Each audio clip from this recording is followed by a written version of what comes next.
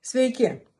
Tai šiandien žadėtasis video apie smūginę bangą, tik tai ne iš smūginės bangos kabineto, o iš mano pirmojo vaiko, jeigu taip galima pasakyti, iš Jiezno poliklinikos, kur buvo pirmieji užmegzti ryšiai su smūginė banga. Aš čia kažko ypatingai neturiu, tik tai magnetolitą. Nu va, ir dabar tas žadėtasis reportažas apie tai, vis dėlto, kas yra ta smūginė banga ir su ką valgoma. Kas manęs nepažįsta, trumpai prisistatysiu, kad mano darbo stažas yra 35 metai. Su smūginė banga aš susipažinau prieš 10 metų. Pradžioje aš su ją nedirbau, tik tai turėjau įrangą. Man reikėjo labai daug pastiprinimo teorijos, praktikos, kad galėčiau šiandien kalbėti apie tai, kas šiai dienai yra tikrai inovatyvu, saugu ir tikrai veikia. Bet kalbėsiu išskirtinai apie šveicarišką įrangą, kadangi aš tik su ją dirbu. Ir šveicarai buvo pirmieji, kurie šitą smūginę bangą, tiksliau garso smūginę bangą, pritaikė medicinoje. Pirmas klausimas, ar smūginės bangos procedūra skauda? Nu taip, šiek tiek skauda. Būtų labai keista, jeigu neskaudėtų. Nes jau ateina pacientas su skausmu ir tada mes kartu su pacientu stengiamės ir su aparatu be abejo, aparato dėka, ieškoti tų skausmingų vietų, tas vietas veikti. Ir labai svarbu, kad būtų bendravimas tarp paciento ir to, kas daro smūginę bangą, šiuo atveju arba aš, arba mano kineziterapeutė Danutė, ir neplepėti apie gyvenimą, o klausyti savo kūno ir aiškiai pasakyti ten, kur skauda. Yra susitarimo reikalas prieš procedūrą ir paprastai tada procedūra būna efektyvi, nes jūs žinot, kur skauda, mes žinom, kur veikti. Aparatas taip pat parodo, kurias vietas veikti. Ir pasimaitinus energetiškai ląstelė duoda efektą. O jeigu visai neskauda, tai tada klausimas kyla, ar ten yra bėda kitur, ar pacientas vartojas yra medikamentus nuo skausmo, kad kūnas nereaguoja. Tai šiaip geriau skaudėtų, bet tas skausmas yra tikrai pakeliamas ir nėra taip, kad reikėtų ten klykti ar dejuoti, šauktis pagalbos, tikrai ne, bet šiek tiek turėtų skaudėti, jeigu teisingai veikiam su smūginė banga.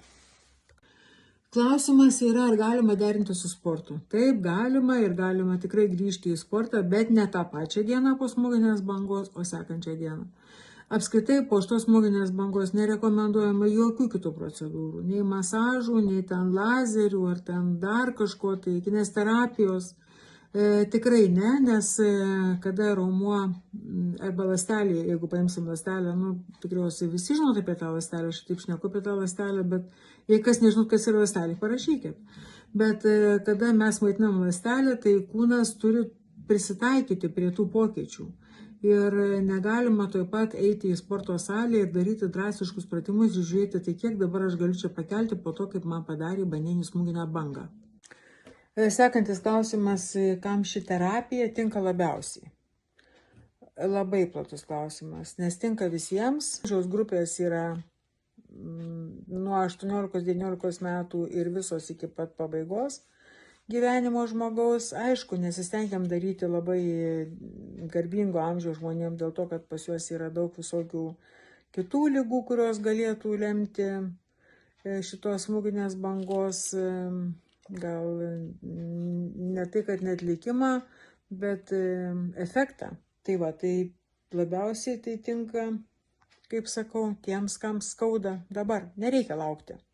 Kuo daugiau lauksit, tuo daugiau bus smūgių, tuo daugiau bus pinigų, tuo daugiau seansų, taip kad nereikėtų ateiti kaip į paskutinę instanciją. Sekantis klausimas yra, ar padeda, jei masažas ar vaistai nepadėjo?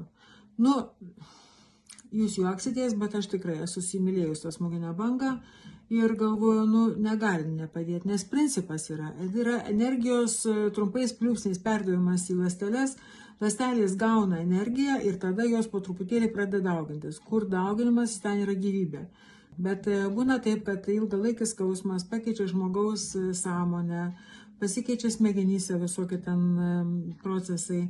Ir tada sakoma, nepadėjo. Bet dar klausimas yra, sakykime, vėl, jeigu ateina vėlesnėse stadijose, pavyzdžiui, mes sėkmingai atliekam procedūras, kada yra kelių artrozė, peties artrozė, klubo artrozė, tai jeigu jau yra užsitęsęs procesas ir žmogus vartoja vaistus, pavargęs nuo skausmo, Tada reikėtų truputėlį turbūt kalbėti su žmogum, kad tiek bus geriau, bet asmeninė mano patirtis sako, kad negali nepadėti.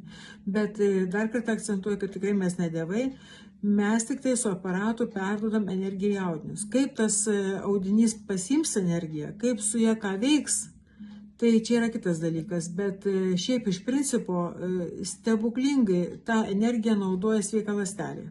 Sveika ląstelė. Reiškia, sveika ląstelė dauginasi ir neatsistato audinyje.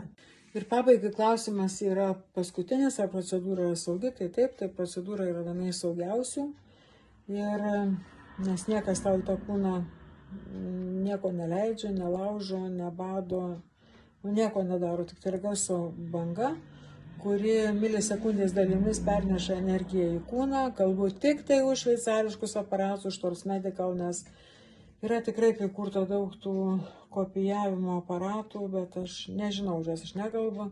Plius mes gydom žmogų kompleksiškai ir žiūrim ne tik tai tą vieną vietą, dėl ko ateina problema, bet žiūrim, ieškom, kas galėtų daugiau įtakoti tą problemą. Tai, pavyzdžiui, būna taip, kad ateina dėl juosmens skausmo, pasirodo, kad ten daugiau yra reikalų ir su kojom, ir su nugara.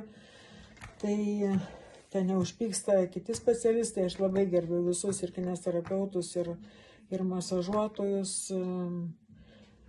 ir visus kitus, galbūt netradicinės medicinos specialistus, bet šiai dienai aš asmeniškai galvoju, kad smūginė banga gali daugiausiai padėti žmogui. Tai dėl visų klausimų rašykit, klauskit, kas neaišku, diskutuokim, o šiaip geriausiai būtų, kad išbandytumėt gyvai ir tada galėtumėt kalbėti apie tai, ar jums padėjo ar nepadėjo. Ir ar gailitės ar nesigailit. Aš asmeniškai nesigailiu, kad visą savo gyvenimą paskyriau smūginiai bangai. Taip darysiu toliau. Ate.